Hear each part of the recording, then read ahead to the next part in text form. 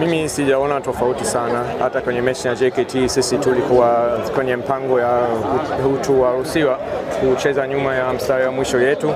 Alafu mimi nahisi wachezaji pekee ni rahisi kucheza kwenye timu kama timu kwenye nafasi 1, 2, 3 kwa sababu wanajua wanahitaji kuweka juhudi kwa kushinda. Mara nyingi ni rahisi zaidi kucheza compared to another team.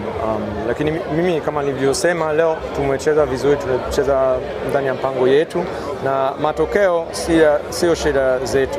Shida zetu ni maana yetu ya kucheza. Kama tunacheza vizuri, inawezekana hatujapata matokeo, lakini tumecheza vizuri kwenye uwezo yetu. So leo nimefurahi, nimejivunia, tumefanya vizuri sana leo. Na mimi nimefurahi pia kwa sababu kulikuwa na vibe kuliko ya kipindi kilichopita.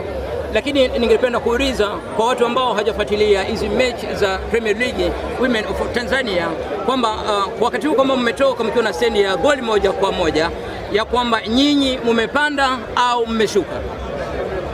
Tumepanda au tumeshuka? Sijaelewa swali. Namna ambavyo stendi ya competition ilivyo wakati huu, nafasi mlionayo, mmepanda au mmeshuka? Sijui kwa kusema ukweli, kwa sababu hii nafasi sio shida zangu pia. Kama nilivyosema, alama, matokeo, yani sifikiri sana. Mimi nataka nijue sisi tuna mpango gani ya kucheza, tunatayarisha match, tuna meeting na tunafanya mpango yetu. Mimi naona tulikuwa na nafasi ya kucheza ndani ya mpango yetu au tumekosea. Kama tumekosea, inabidi tuangalie, tubadilishe.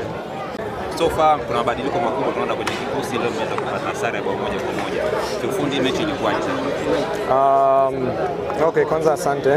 Mimi nahisi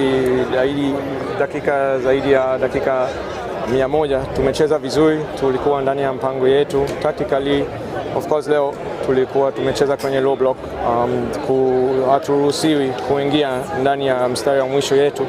So mimi nimejivunia kwa sababu tulikuwa tumesema hata kama hawajafungwa mara moja kwenye msimu huu, inabidi tucheze na akili, lakini pia tucheze kwenye uwezo wetu.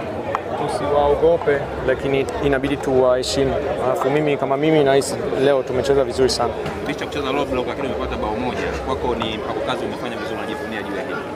Of course, ukicheza low block si mpango ni kupata mpira, baada ya kupata mpira ni kwenda kushambulia. So half time tulikuwa tumesema sisi kwenye mechi leo tutapata nafasi nyingi ya kufunga. Tukipata nafasi 2, 3 inabidi tufunge at least 1 na tumefunga, alafu tumecheza vizuri. Sawa. Asante sana mwalimu. Karibu sana.